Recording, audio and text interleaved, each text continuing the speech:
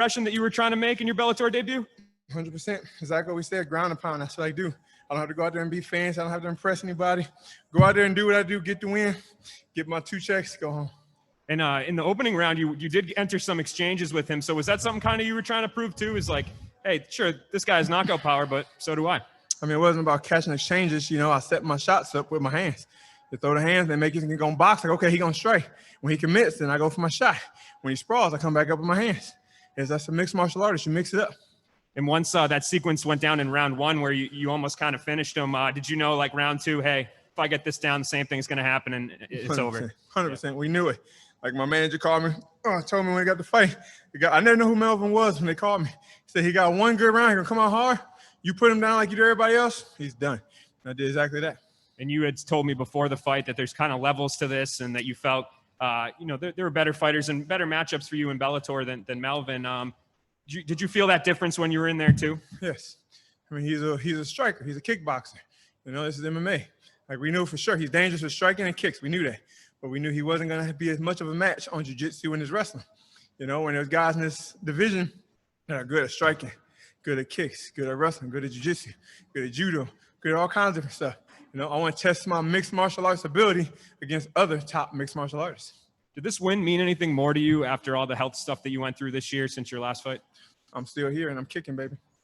I love it. And what do you think's next for you? I mean, this win's still fresh. Are you trying to get in another fight? It looks like they're booked. You know, the main events are booked. You would probably be a main eventer. You think early next year would be the time for you? Yeah, that's fine. As soon as hunting season's over with, let me get back to my tree stand. Got some deer to slay, baby. February 15th, the last day of Jersey season. Call me all you want after that. But the rut is hot and I'm ready to go get me some. Is there anybody that is in your mind that you're like, hey, this is the fight I want next? Phil Davis and Nemkov, the 2 fighting for the belt. That's why I see they fighting. I want the winner. There's no reason why I shouldn't get it. Bader's going to heavyweight to defend his belt. So if he was saying at 205, I would fight him. But he's gone. Deola just lost, so why would I fight a loser? I want somebody winning. And it seems like you said, Nemkov and Davis will probably be the fight. If those 2 fight, who do you think wins that one? Well, we already seen Nemkov beat him once, so I think he just got better. He's going to do the same thing. So technically, I want Nemkov. But if Phil wins, I want Phil. You know, I want the belt. I want that belt on my wall. I've been dreaming about it. I want a belt over my TV. When I wake up in the morning, every day I see it. I did that. That's what I need. And last one for me. This is your first Bellator experience. Now that you've gone through your first fight week, safe to say that you think you made the right choice? I knew I made the right choice when I signed the papers. You know, like I said in other interviews, it's just hard for me to get that fixation I had engraved in my head, the 3 letters, UFC. Those 3 letters engraved in my head. So the fact when I signed that contract and went somewhere else, it was hard for me to erase that off the wall because I had been there for 7 years. But I knew right there, I told my wife, I told everybody, it makes no sense. This is the way better deal. This is a no-brainer. There's no reason why we should even think about this. But every time I go to sleep, I close my eyes. And for 7 years, you think about one thing. After a couple of good sleeps, it was gone. Them numbers started popping up like, oh, wait. What 3 numbers? I'm looking at 6 numbers now. So that's what made more sense to me. And now here we are, and I'm happy to be here. Great. Thanks, man. Thank you. All right, our next question comes from the line of Jay Anderson. Go ahead, Jay. Hey, Corey, congrats on the win. Just 2 for me. First of all, was the win tonight, you just kind of touched on it, but was it cathartic in any way, just in the sense of closing the door on that old chapter and starting fresh here? The biggest thing for me, like I talked to my wife today, and everybody keep asking interviews, you got any pressure? I feel like it's pressure because you're coming from UFC to Bellator. You got pressure because you're ranked number 5 in the world going against somebody that's not. Like I told my wife, I didn't feel any pressure there. The only pressure was on myself was coming after getting knocked out in the main event. You know, knowing I had another main event coming up. I told Nicotone this week, I have to win a main event. I've had 2 main events. I've got knocked out in the first round of both. I have to make that wrong right. So the biggest thing for me was knowing that I can perform in the main event, that don't let that pressure get to me, and I can perform the way I need to, and I'm still here. You know, I'm not done. I'm ready to keep going. I've still got the passion, my heart, my drive. The fire is hot, and it's going at full burst, baby. I'm just ready to keep going to the top. Was it bittersweet not to have the fans here tonight for your big performance? I think I loved it. I mean, like I said, just like being in sparring. Like my coach said, just like the gym. Everything they said, I can hear them. If you guys heard me, I think it was second or in the first or beginning second when I took them down, I could hear my coach saying, but I couldn't make out what they're saying. And that's what I do in sparring. I tell coach, I do this, and say, I can't hear you, coach. That means speak louder. And the fact that I can do that, he heard me, and he spoke louder, and I heard him loud and clear. I love it, because when you got crowds, it's hard to speculate what he's saying. Sometimes they're saying stuff, and it come out like a muffle. like playing a game telephone. You tell one person, next person, by the time it gets to you, it's completely different. Sometimes that's what it sounds like when you got all the crowd screaming and your coach is calling. You mix up the words and do the wrong thing, and it can cost you. Congrats, Sean, go ahead. Corey, congratulations on the big win. Earlier, you just mentioned 2 checks. What were you referring to? My show money and my win money. There's 2 Okay. checks when you fight. You lose, you get 1. You only get half. Chop me off at the waist. You go home sad face. Don't put that emoji on me. Give me a big old smile, baby, because I'm laughing and happy. And also talk about, UFC. They were asking you about social media presence and all these extras. Are you just happy to go to a promotion that is going to treat you right? And, we can take care of that stuff later, but they'll actually put you on the right platform, on the right, track to become a world champion. 100%. When I got in the sport, one of the first people I've met and knew was Matt Hughes. When he talked to us, he used to come to our team. Lincoln College, wearing the hat now, Links for Life. He used to come to us all the time. Wrestling is just like fighting. You go in there, you beat the guy in front of you, you get their spot, you move forward. That's why we got wrestle-offs. That's why you compete one-on-one to prove who's the best. But as for when I was over there, I was beating the best, and they kept putting me way down at the bottom. I beat number 3 and number 4, and they ranked me 10 and 9. It made no sense. Then I talked to them. They said, well, your social media, the needle doesn't move. That doesn't make sense. As I come here, there's no rankings. As you perform, you move up. You beat that person, you get their spot. You go out there and show your worth, we're going to give you your worth. And that's why I'm happy to be here. I don't have to worry about the politics. I don't have to worry about, well, I'll beat him. Yeah, well, this guy has a lot of fans, so we're going to give him a title fight. Don't have to worry about that. It's about who makes sense, who earned it, who beat who. You're going to get your chance. Go prove it. You lose, go to the back of the bus and start over. If you win, you keep going forward. Santiago. Hi Corey, greetings from Amsterdam and congratulations on a beautiful performance. I saw a lot of respect between you and Melvin after the fight. Do you appreciate it that a combat sports legend like Melvin Manhoef wanted to fight you in your own country? 100%. This is mixed martial arts. Any martial art, it's all about respect, sportsmanship, shake hands, congratulate, win or lose. Good game, good game. Thank you for competing, good game.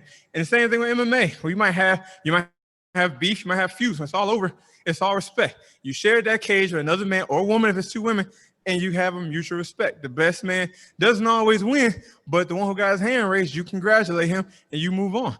And the fact that Melvin has the history he has in combat sports, and I was going out there and do that performance against somebody like that, where people are going to look at him because it's Melvin Manhoef. He's a legend.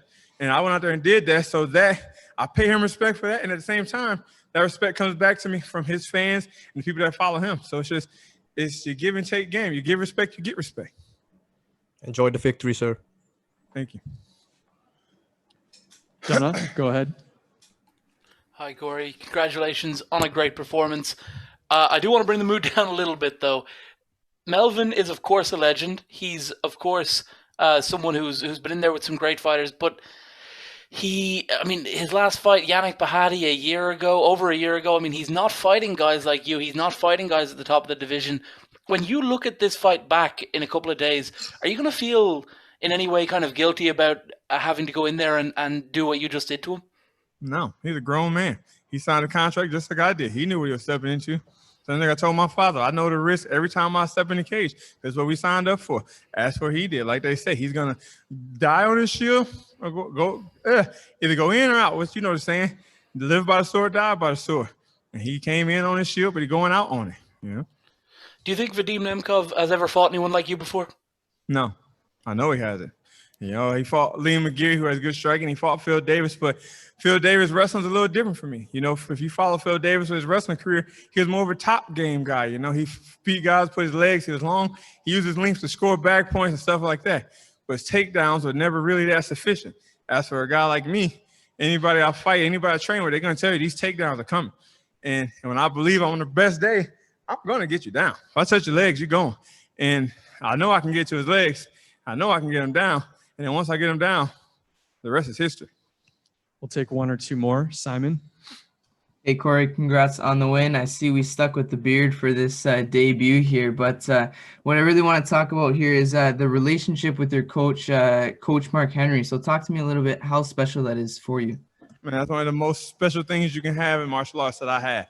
To have somebody like Mark Henry starting the Ultimate Fighter. Literally, you asked any of the commission and stuff that was back there.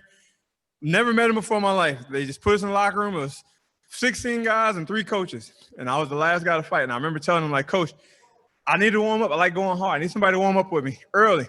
And he came to me. He gave me like a whole game plan. It's like, I don't know if you know any of this stuff, but I want you to try this, and try that. And everything he called, I did it. And the coach, even the commissioner, everybody was like, man, you don't even know this kid. This kid listens so well. And from that day, me and Mark Henry have been like this. You know, after the Ultimate Fighter, he hit me up when I got off the plane. Like, man, I love working with you. I only had 3 fights. He said, you've grown so much in that 6 weeks. If you come to Jersey, if you want to come to Jersey and finish your camp here, man, we can make strides. And I went there and I never left. And me and Mark would do mitts, then we go to the movies. He invited me to the house. We watch football, come over on Sunday dinner. I was 16 hours away from home, but every weekend he would call me to make sure I wasn't alone on the weekend. Let me come over to his house, hang out with his family, go to dinners with his in-laws and stuff like that. So it's more than a coach-athlete relationship. It's like family. On the holidays, the whole team gets together at Mark Henry's house. He has a pizzeria. We all go to the pizzeria. We make pizzas. We do barbecues and stuff like that. So when I get in the cage and have Mark in my corner, that's big for me. It's like performing in front of my father in a way, because what he's done for me in this sport, I wouldn't be here without him. Last question, Keith. All right. It's Keith Field from Sure Dog. Corey, first of all, congratulations on the victory. You looked incredible tonight. Thank you. I know they said last question. I'm going to try to squeeze in 2 quick ones, I promise. Corey, are you surprised that you got matched up against Melvin based on how highly ranked you are and that you didn't get an immediate title shot? I mean, like I said, when I came, I didn't expect to get an immediate title shot because I lost my last fight. How can I get knocked out in the main event and then come in and say, well, I want a title shot. I deserve it. I'm ranked top in the world. That makes no sense. You lost. If I went out there with that attitude, that's being a sore loser. I lost. I got to earn my way back. And that was fine. I told my manager, like, if I get title fight next, or I get whatever fight, we're getting paid our worth, so we can't complain. Give me a contract, whoever it is. Let's do it. And this is who came across the table, and I signed. Fair enough. I promise. Last question. You said you want to take on the winner of Nemkov and Davis. Are you willing just to sit out, or are you willing to take another fight if they offer it to you? I mean, we'll see what happens. I talk to my manager before I make any calls, any decisions. Talk to my team. But like I said, it's hunting season. And I'm a big hunter. I got an outdoors hunting show, and I need to be in the woods to make that money as well. So season's over in February. If they can wait till then that's fine. If not, I got to do what I got to do to support for my family. Thanks, Corey. Congrats. Thank you.